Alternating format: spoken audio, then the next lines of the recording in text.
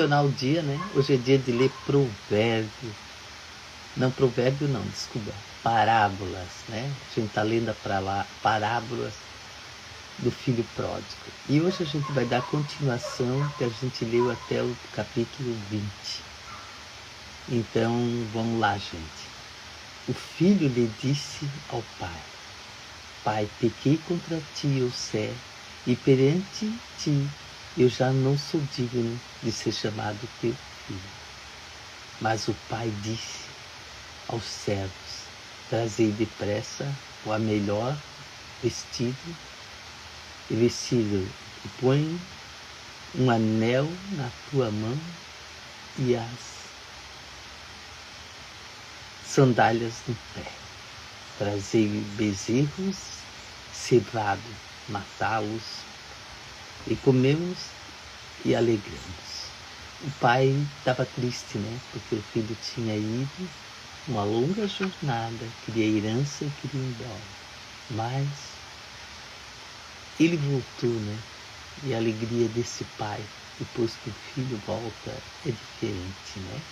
E aqui no 24 diz assim: porque esse meu filho estava morto, reviveu, e tinha se perdido e foi achado, e começaram a alegrar-se.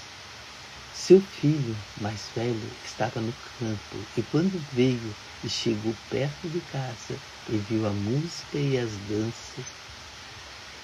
Então tem sempre um que não gosta, né? Porque a gente está lendo parábolas, né? E a gente tem que pensar que a gente tem só hoje, né? Hoje para fazer o que precisa ser feito. E tem diferença, tem resultado, né? Não tem. A gente tem que fazer.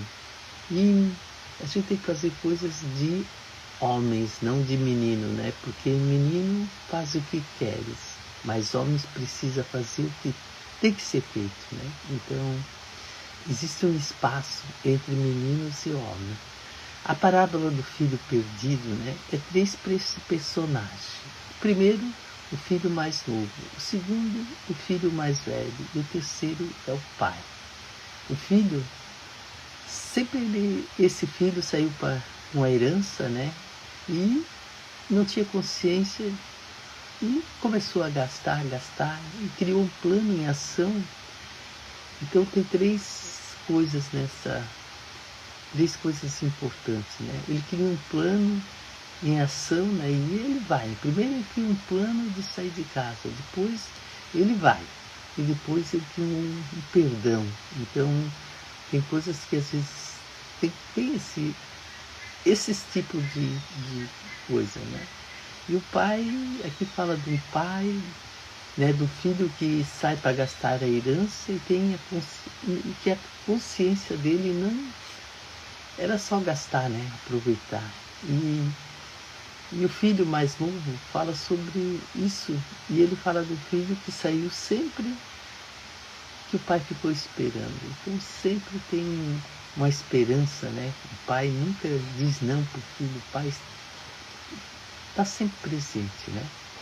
Nós temos um pai na terra e um pai no céu, né? O pai terrestre é aquele que também já disse tudo.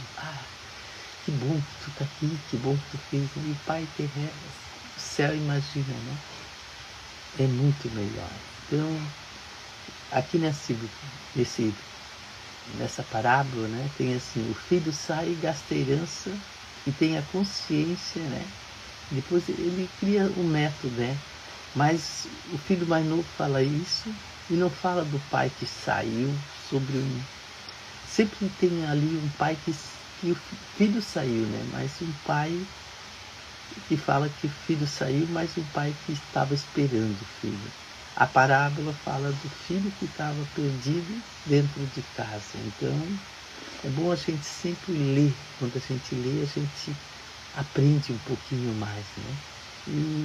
E aqui em Lucas, né, 11:15, é muito bom, né? Porque parábola é um recado para a mente. Quando a gente aprende isso, a gente sabe que a gente tem que aprender sempre um pouquinho mais, né? E montanhas, né? Porque Jesus, quando ele sobe nas montanhas, né? Bem-aventurado é o reino do céu, classificando as pessoas, né? Está escrito. Daí um lado é os discípulos, né? Discípulos é o que passo a fazer com mais consciência. Então existem duas classificações de pessoa, né? Lá no reino, né? No monte lá da oliveira que Jesus falou. Um lado estava os discípulos, né? Que sempre tem uma expectativa de querer aprender mais. No outro lado estava a multidão, né? Com expectativa, né? O que ele pode fazer por mim? Qual é a diferença entre os dois, né? É que um quer aprender e o outro ele quer só fazer, né? Ele quer expectativa, ele quer ver o que acontece de bom com ele. E nessa parábola ele conta, né? Porque as pessoas que ouvissem não compreendessem. Então os discípulos foi entregue o mistério do céu. Ele às vezes fala, né, para as pessoas não compreender, porque ele fala sempre em discípulos, que discípulos foi entregue o mistério do reino do céu, das coisas do céu. Né? E quando você entende que foi entregue o mistério do reino do céu, Jesus conta, né? Quanto mais vai aprender, mais vai entender. Então a parábola na multidão é uma curva, né? Porque a multidão ele vai no monte, né? Baixo fica as pessoas e em cima ele escolhe os discípulos. Aqui a continuação no provérbio, né, diz assim: o seu filho mais velho estava no campo e quando chegou perto de casa, ouviu música e dança. Chamando um dos servos, perguntou: o que era aquilo? E ele lhe disse: veio teu irmão e teu pai me mandou matar um bezerro cevado porque recebeu são e salvo. Mas ele indignou e não queria entrar, e saindo o pai instante com ele, mas respondendo dele disse ao pai: pois servo há tantos anos sem nunca transgredir teu mandamento e nunca me deste um cabrito para alegrar com os meus amigos. E Jesus fala, né? Vinde, porém, que este teu filho, ainda o irmão está falando, né? Desperdiçou a sua herança e com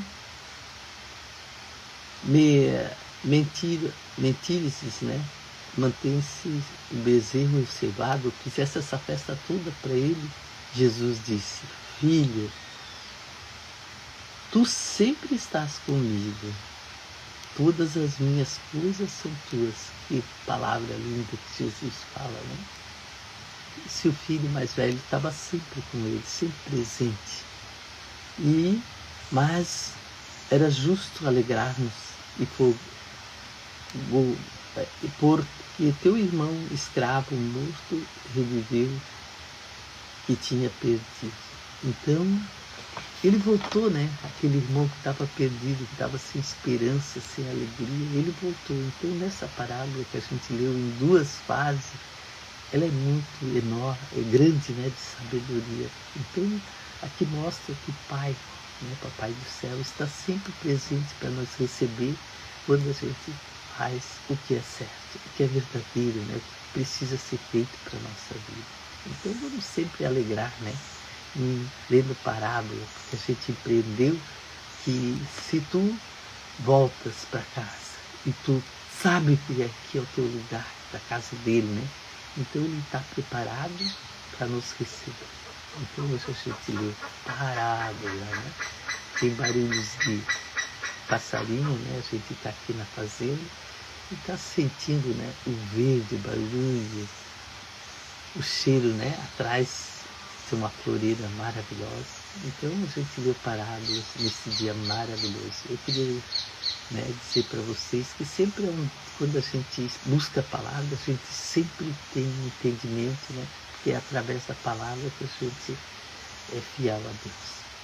Então, Faça um excelente dia, né? Vamos rezar. Perdoe meus pecados, iluminai o meu caminho, aliviai a minha cruz, tirai os maus pensamentos e abençoe todos que estão no nosso lar. Valeu, gente?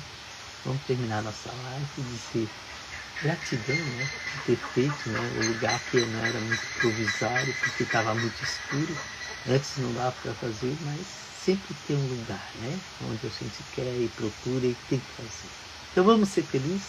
Vamos terminar. 4, 3, 2, 1. Valeu? Só alegria.